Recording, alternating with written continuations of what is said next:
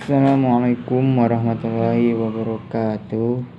Perkenalkan, nama saya Widi Ramdhani, jurusan Ilmu Pendidikan Agama Islam, Fakultas Pendidikan Ilmu Pengetahuan Sosial.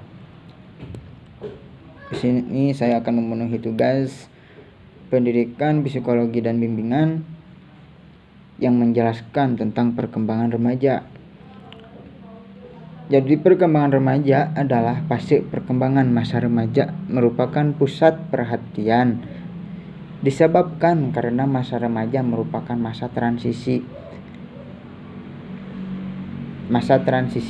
dari kita kekanak-kanakan hingga sekarang kita ke masa remaja, mulai masuk ke masa remaja.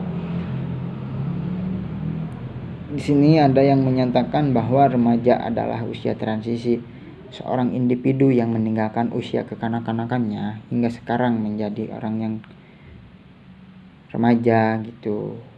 Terus seorang remaja juga dapat dilihat dari perubahan dirinya sendiri, seperti perubahan emosional gitu.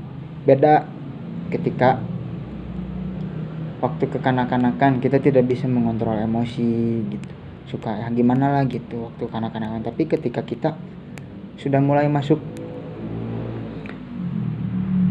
masa remaja gitu, pasti kita juga pasti bisa mengontrol emosi kita. Dari yang awal kita dari anak-anak kita tidak bisa mengontrol emosi, tapi pas kita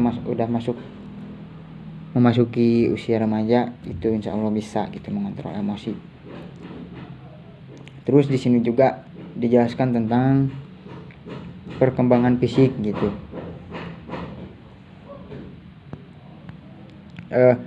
Di sini bagi perempuan mulai berkembang pesat pada umur 10,5 tahun dan paling cepat itu usia 12 tahun. Sedangkan laki-laki bertambah tinggi badannya gitu, 12 sampai 15 cm dalam 1 tahun. Akhirnya pada usia 13 sampai menjelang 14 tahun. Jadi lebih cepat perempuan daripada laki-laki kali itu, terus kalau gak salah. Terus di sini juga di perkembangan remaja ada sisi baiknya dan sisi buruknya. Dan di sisi buruknya ketika kita di sekolah dan di lingkungan rumah. Contoh, ketika di sekolah kita tuh saya akan mengambil dulu saya akan mengambil dulu contoh di lingkungan sekolah. Dampak negatif lingkungan sekolah ketika kita salah mencari teman. Kita harus bisa gitu menilai teman dengan benar. Seperti yang ada seperti gimana ya, kalau yang negatifnya kayak gini, bergaul itu bukan yang benar-benar gitu. Ya punya teman, tapi temannya tuh kurang menunjukkan kita ke jalan yang benar, malah menunjukkan kita ke jalan yang salah. Seperti kita di sekolah kita maba, nah itu dampak buruk. Terus kita